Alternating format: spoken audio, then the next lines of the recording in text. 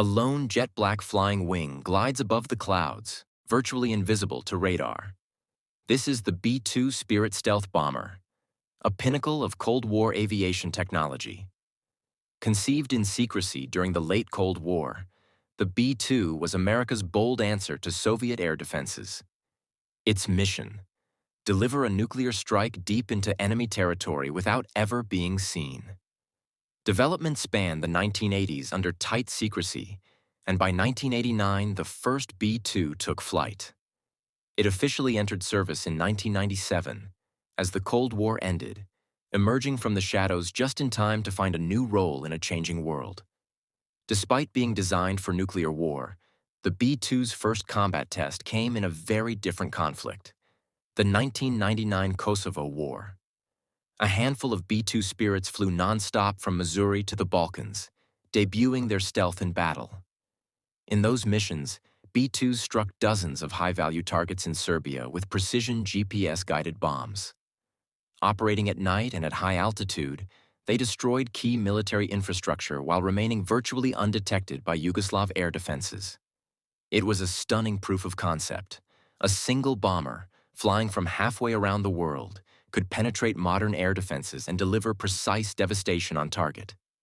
In the years that followed, the B-2 Spirit became the tip of the spear in U.S. military campaigns.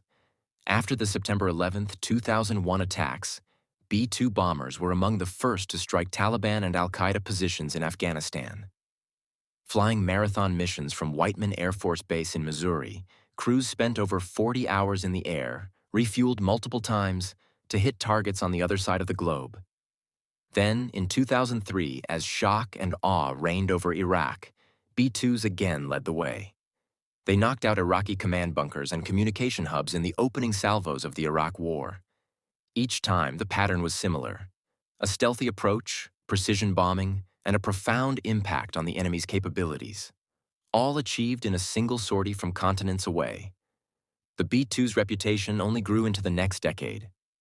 In March 2011, when a multinational coalition intervened in Libya's civil war, B-2 bombers were called into action on day one. 3 B-2s flew directly from the United States to North Africa to eliminate key Libyan air defenses and destroy fortified aircraft shelters. In one night, they dropped dozens of smart bombs on a Libyan airfield, crippling Muammar Gaddafi's air force and paving the way for a no-fly zone. The mission in Libya demonstrated again how the B-2's combination of stealth and long reach could swiftly turn the tide, even in conflicts far from the bomber's home base. How does the B-2 achieve all this?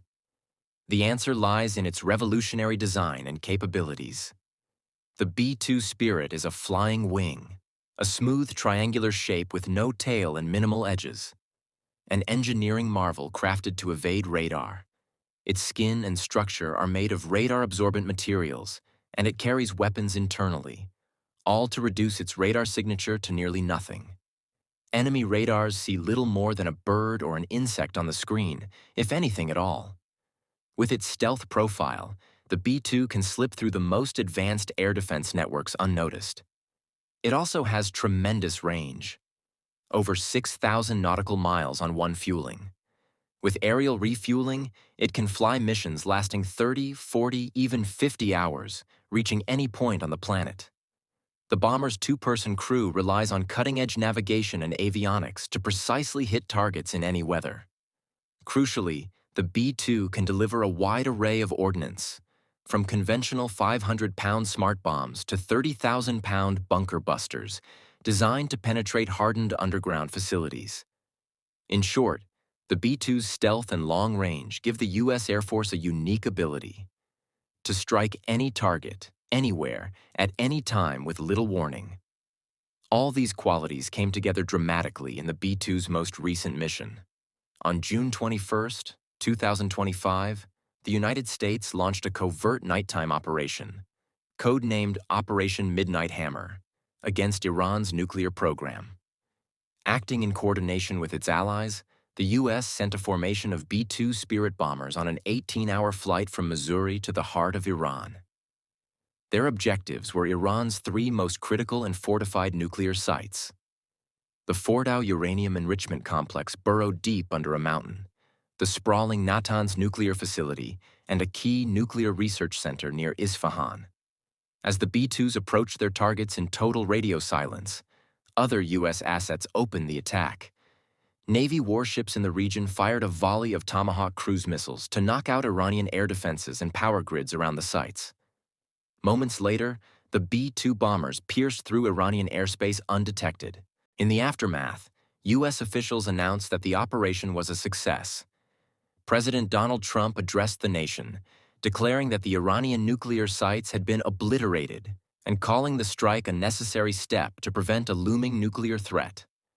Satellite images released the next day showed massive craters and wreckage at the Fordow facility, clear evidence of the bunker busters' destructive power.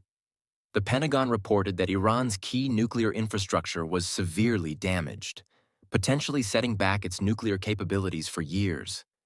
Iranian authorities, for their part, acknowledged that the sites were attacked but claimed that sensitive materials had been removed in advance, downplaying the long-term impact.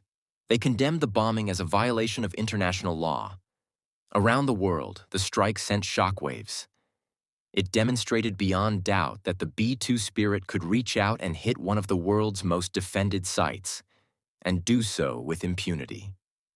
For the B-2 fleet, which had trained decades for a possible mission against hardened nuclear targets, this was the ultimate real-world test.